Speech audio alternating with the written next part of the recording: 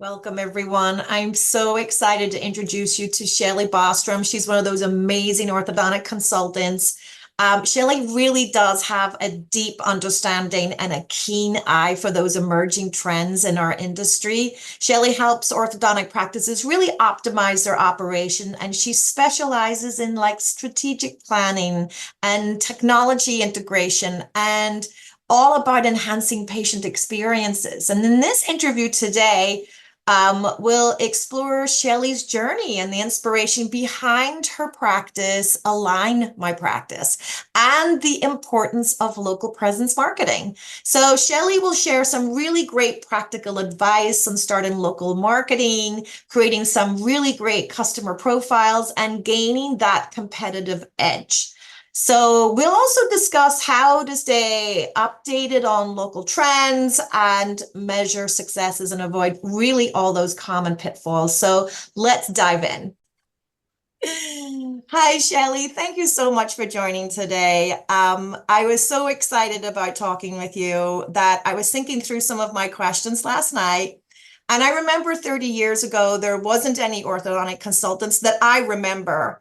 But I think that the orthodontic industry has went through such an incredible rise in technology and even change of patients' mindsets that it really certainly seems that we need consultants today. And I would love to hear about your story and how you came across producing your company, Align My Practice. Oh, well, thank you so much for having me, Lorraine. It's great to meet with you again. I know that we met up at AAO recently, but great to see you here again today. And thanks again for having me. You're welcome.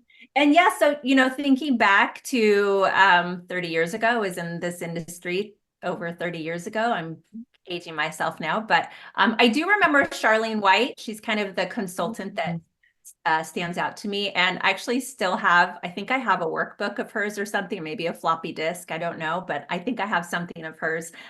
It's interesting looking back at my, my career history and all these little pearls that I've saved along the way. And here we are today, very full circle. But my journey in this industry started very young. When I was in high school, I wanted to be a dental hygienist. I don't know why any 15-year-old has those aspirations, but I did. And so I was always pursuing healthcare and took ROP classes when I was in high school. So I completed my dental assisting program when I was 18. I'm based in Southern California. So I took my state board exam, 18 or 19, was an RDA, instantly started working. And was really kind of doing part-time working in a dental office and part-time I was working at Nordstrom. So I really always had this like business sales, customer service mindset. And so I was managing at Nordstrom. I had sales awards and customer service awards, but still I loved my dentistry and I loved patient care. And so I did that for a few years until my husband, who was my high school sweetheart, we got married and decided to start a family. And so I left those two industries, but I started two businesses. One was actually still in the dental industry. I was back before technology was not really there. I was doing smile imaging for different doctors. So we had, a dentist who was interested in, doing a smile makeover for a patient. And I created those smile makeovers with very old programs. And I am not a super tech savvy girl, but I enjoyed the process. So I did that. And then I started another business with my mom. And then once my kids got older, and I wasn't in the classroom and, library mom and carpool and Girl Scout leader and all those fun things, I got Running back. your family company, right? Yes, yes. So I then got back into the industry, but more on the front end. So TC, sales, marketing, management. And that was, gosh, probably like 15 years ago. Mm. And so that's really where I started dabbling in consulting a little bit. I was working with these private practices, but I had a lot of my whole career has been in Orange County, California. So I had a large network. And then I just started helping out different doctors or team members, and it's makes my heart really happy to, since I had that business background, the clinical background, the sales and marketing background, to be able to help these doctors and managers and team members with whatever pain points they were having within the practice. And then I just 3 years ago really took the leap of faith to get out of my one private practice and do consulting for him, and really just be able to help multiple doctors and teams and practices. And really started with my local network here in Southern California, but I'm very blessed to say that I now have clients all over the country. I have clients in Canada. My husband and I are empty nesters, and so traveling is fun for me. So I love going into the offices, but I do a lot of like virtual coaching as well. So that's my story, a little bit about, me from way back when, and where I am today. And I'm so grateful to be doing, I think I've always been a teacher and a therapist at heart. And I just love being able to help doctors and, really all the, professionals in this wonderful industry with loving their, having that balanced life, loving what they're doing, wanting to be happy going into the office every day, and really helping them grow their practice from all different angles. It sounds to me that you were able to tap into what I always call with my team, your superpowers. And so you were able to really pinpoint not only what you were really good at, but what you were passionate about. And I can see that it's just oozing from you, right?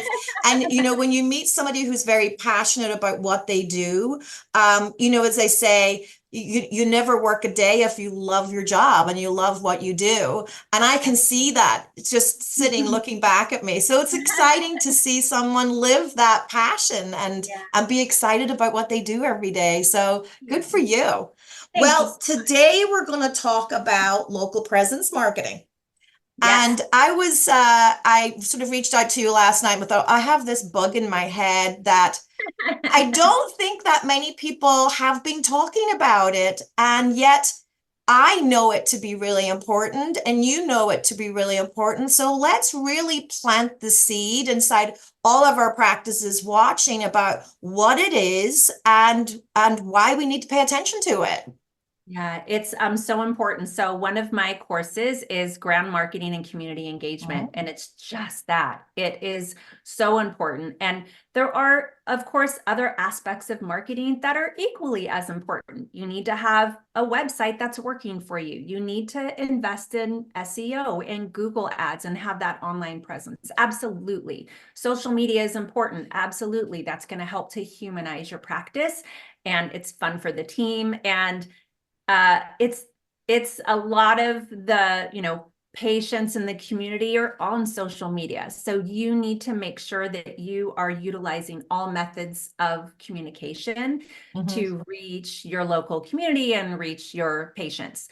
But that community marketing and networking and really having a presence, it's kind of that old hometown marketing that I think a lot of people don't really take advantage of. And it's so powerful because you can do your TikToks and your videos and, texting and all of that, but getting face to face, being a part of your community, setting up a booth and a table at your concerts in the park in the summertime, and connecting with I'm like a Girl Scout leader of 10 years. So Girl Scouts are, they're brace age girls. So how can we reach Girl Scouts and having them come in your office to earn a badge or a patch or something like that? I could go on and on. That's what that's really what my course is all about.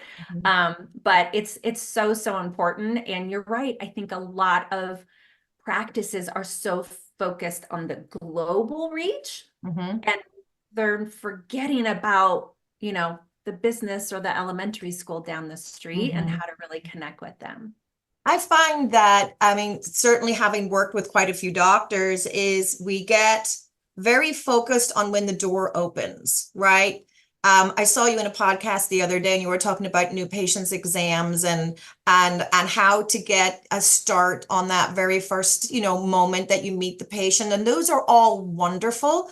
But I think the ultimate goal with sort of local presence marketing and sort of what I love to call it outreach, right, is the ultimate goal in my mind is how do you get somebody to come and put their hands on the door? And Right. when they walk through the door, what do you want them to know about you? Right.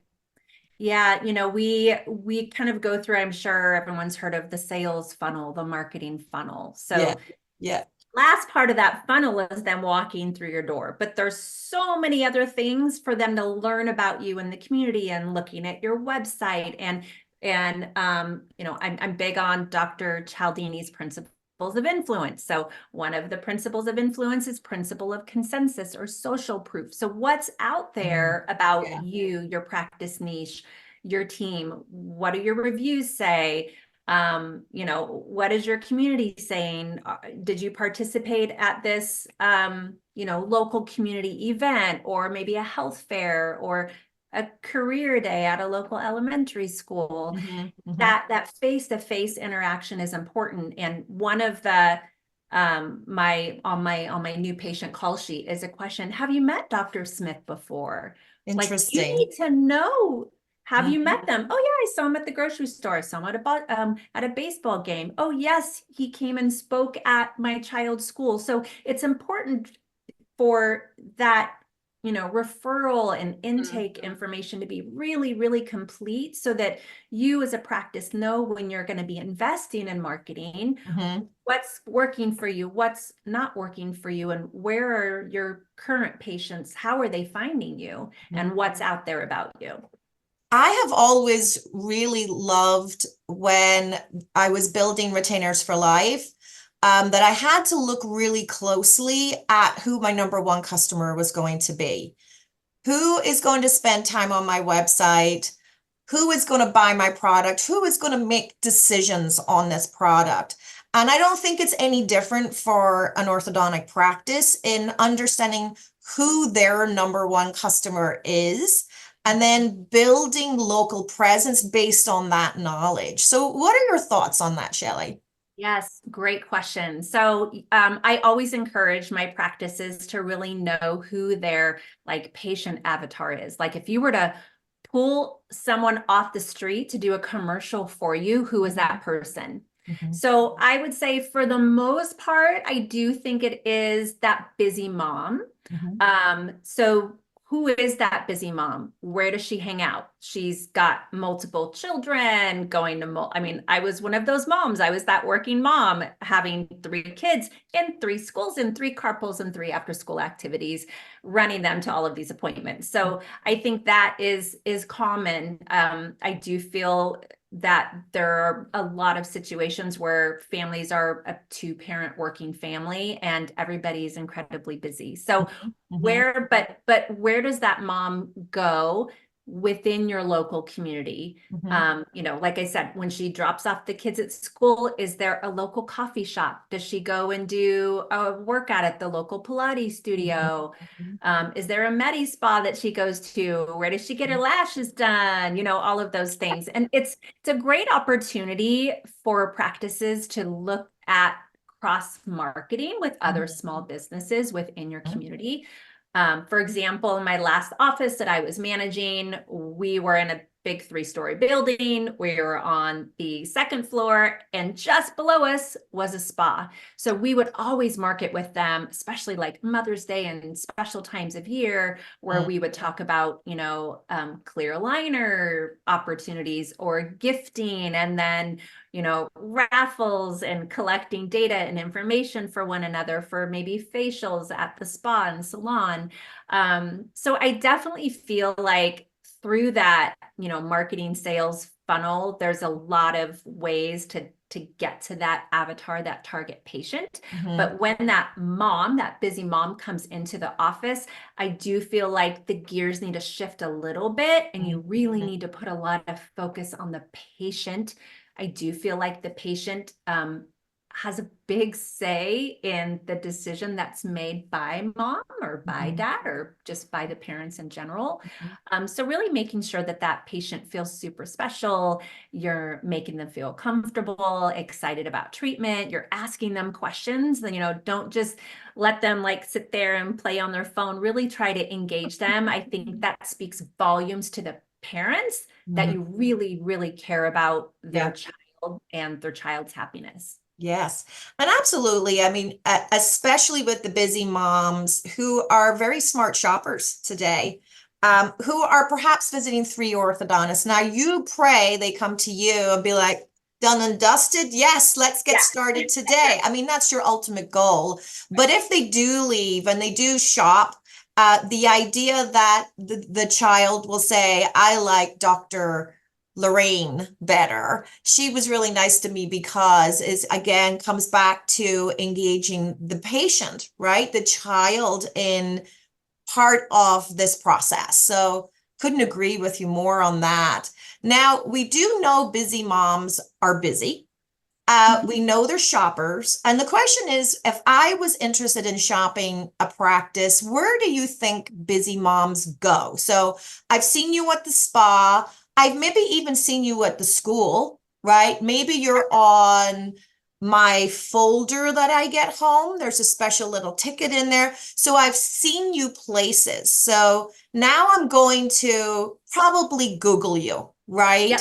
So now take me on that journey that the patient's going to go on, that's going to center them to pulling the doors of your office open and walking in.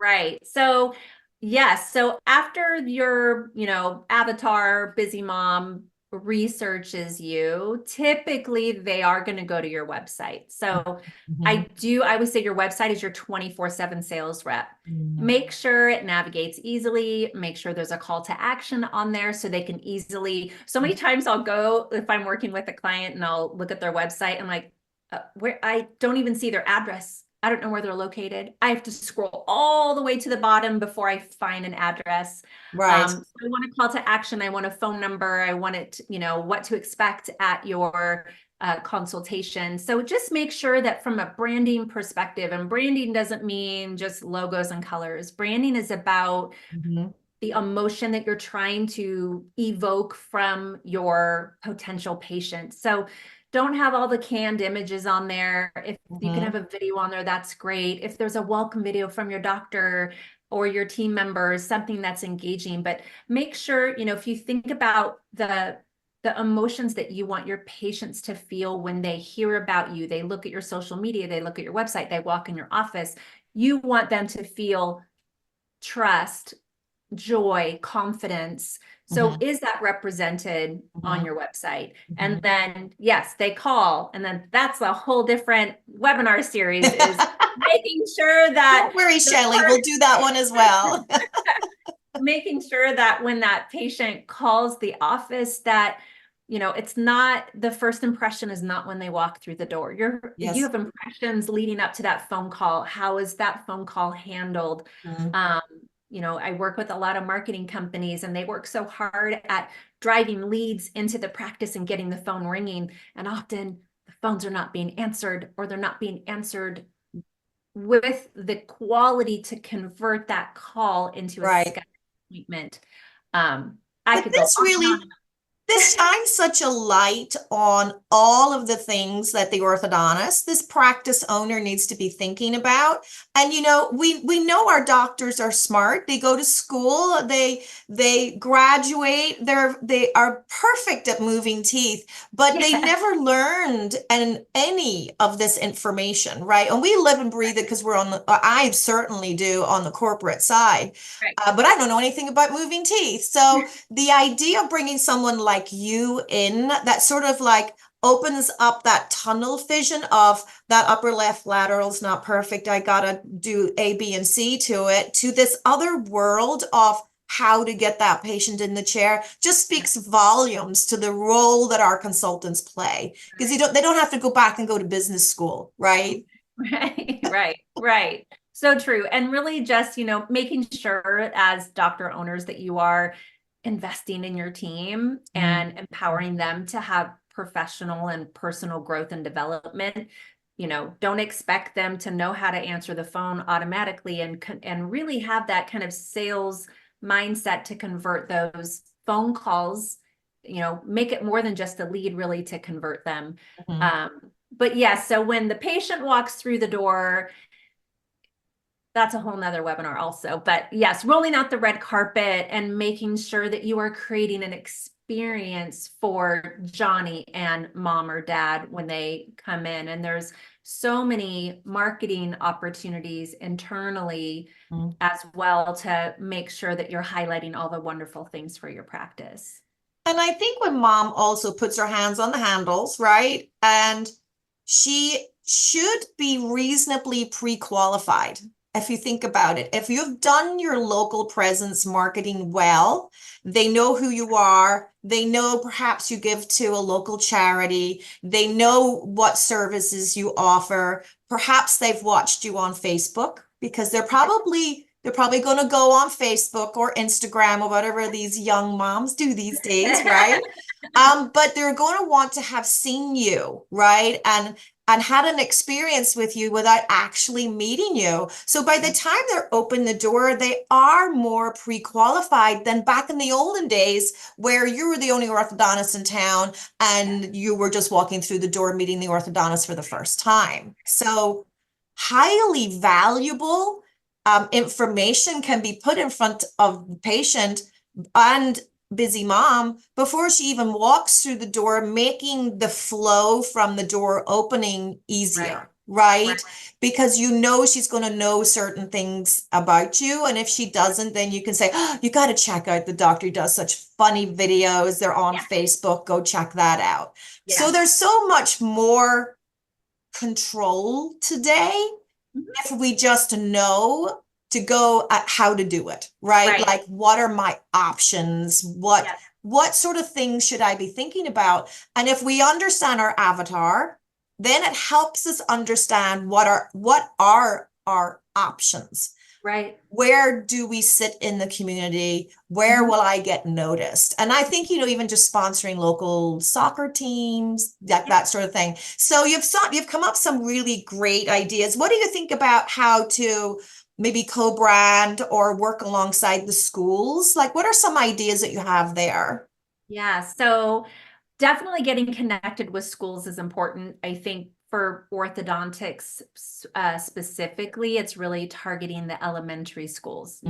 Yes, most of the kiddos end up having braces in junior high, but junior high, they don't do, the parents aren't involved. They don't do fun events or anything. So I really feel like getting connected with your local elementary schools is important. So I coach all of my offices to get connected with those PTAs. Like you had mentioned about sponsoring teams and things like that. And I think where a lot of doctors might make mistakes is they just want to sponsor, basically going to send a check here, or I want my business card in the homework folder, or, I want to hang up a banner in the Little League baseball field. From my experience, many, many, many years of experience, the return on investment with those doesn't work. I personally don't feel like it's worth it. I think what does work is that presence. You need to get in front of the families, in front of the community, mingling with the, staff members, the teachers of these schools. And so really taking your team, doctor needs to come too, and go and find events that the school is putting on.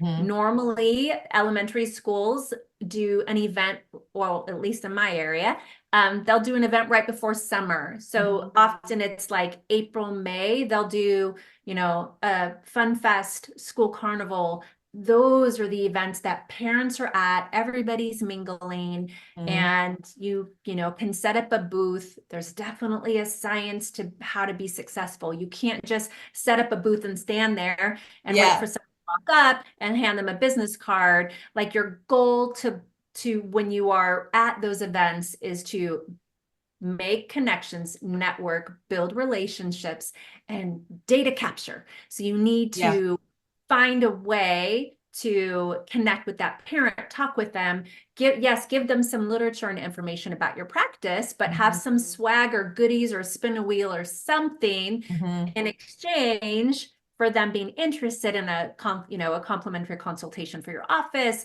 maybe a little coupon off of treatment when they're ready, something to entice them, Yes. get their information. And then your TC has this insane lead list. But you really have to do those events properly in order to, what your call to action is Right. Right. So, you have to really see it through. Well, I think that you have really shone a light on, everything that needs to go into converting someone to a yes. And ultimately, what would you say is a metric that I always say that you can hang your hat on that makes sense, that say, okay, so what we're doing is working. Is the metric the phone ringing? Is the metric getting yeses? Like, I think many times we throw these ideas out and we thought, oh, we've spent, $15,000 doing this, but what was the metric to say that it worked? Did you have any advice on that? Yeah, so I think that your initial metric, if you were to, let's say you were going to go do one of those events, is were their parents there? You can't collect children's phone numbers and names without a parent being there. So sometimes I would go to events and there would be no parents. And then, so that was a challenging event. We didn't get a big lead list because we can't, just ask a child for their phone number out in this park or this school. So I think the metric is one is, what does your lead list look like? Was it successful from that point? And then number two is going to be just converting those leads into consultations. And then, of course, it's the TC's responsibility to take those consultations, convert them into yes patients. So I think a metric would be, and then make sure when you are, when a new patient calls the office, your very first question should be, gosh, well, thank you so much for calling. How did you hear about our office? Yes. So I want to know. Yes.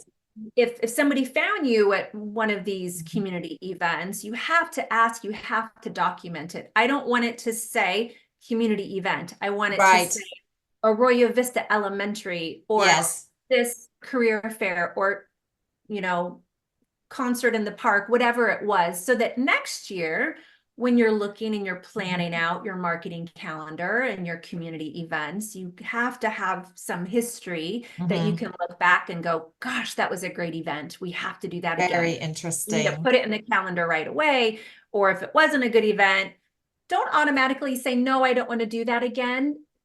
Come together. Who was at that event? Was the doctor missing from that event? Did we train our team properly to know how to get that data capture? Can we improve? So don't automatically say, that was a bad event, I'm not going to do it again. Right. Just see if you can learn from it and grow from it and make it better. That was an excellent answer. And I did have swimming in my head the idea that you continue to listen.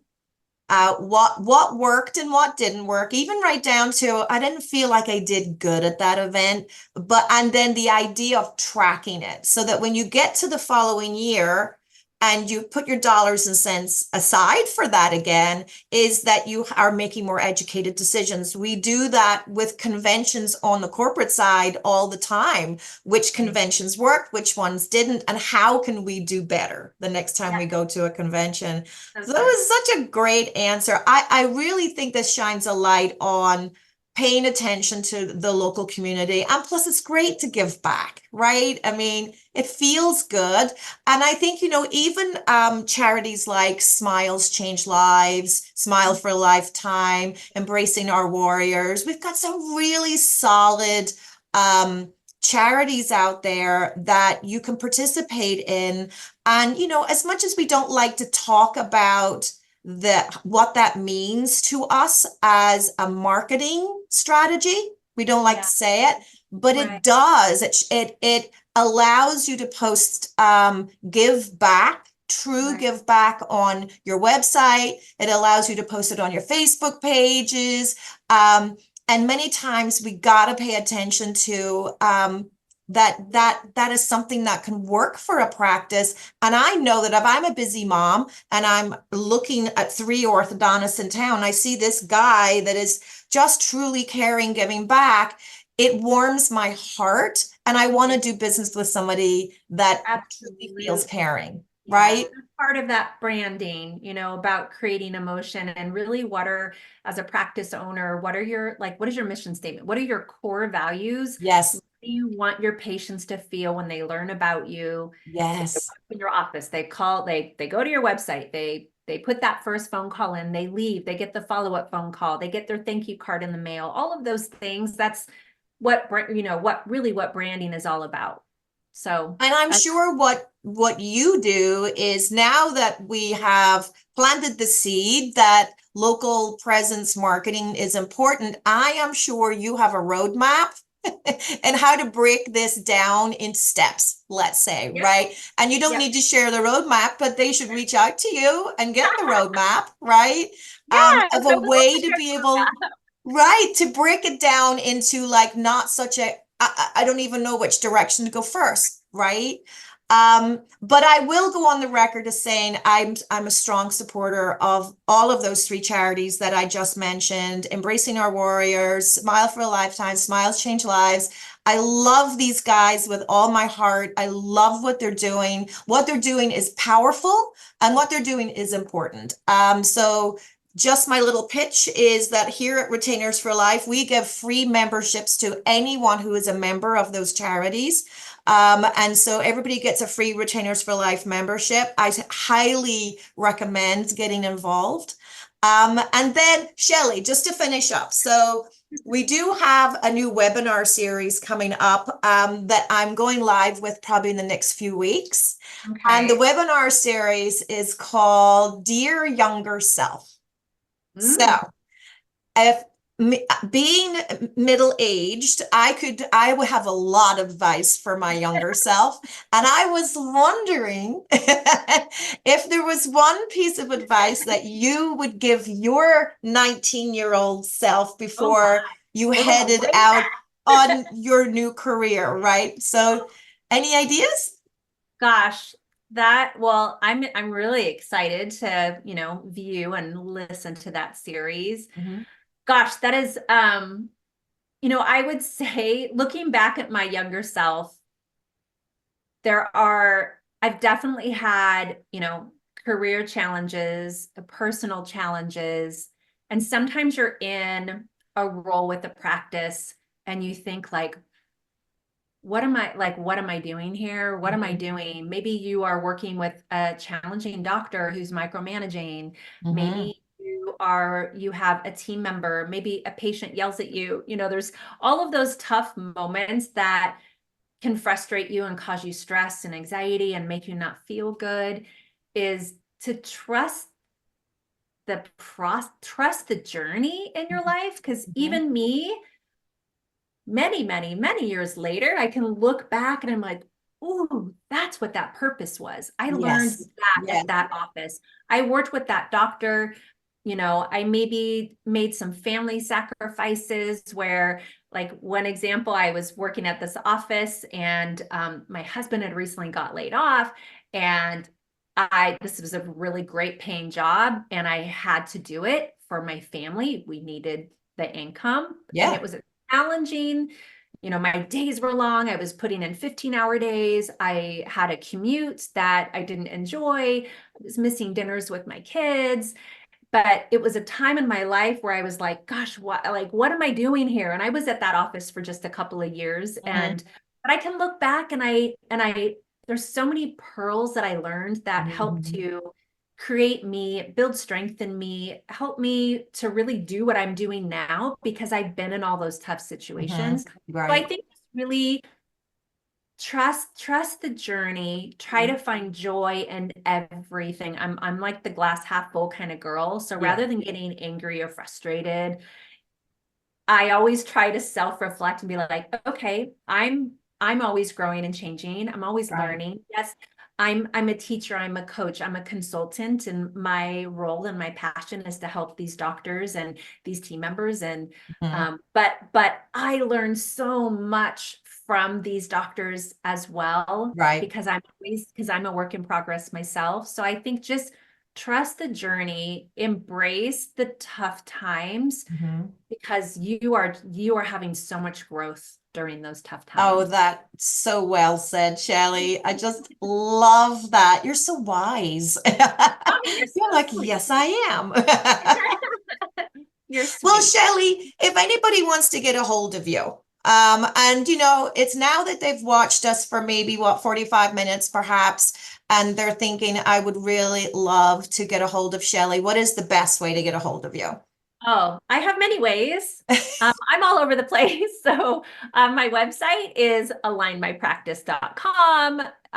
There's contact info there. Instagram, Facebook, YouTube, LinkedIn, just Shelley Bostrom with an EY. That's the right way to spell it. But I'm all over the place. You won't have trouble finding me. But I would love to be able to just schedule a discovery call, learn a little bit more about you and what your growth goals are, what your team goals are. And I'd love to see if I can help. You are the best. Thank you so much, Shelley. So appreciated. And let's do this again. We'll come up with another great topic. Okay, I would love that. Thank you so much, Lorraine. Take care. Bye.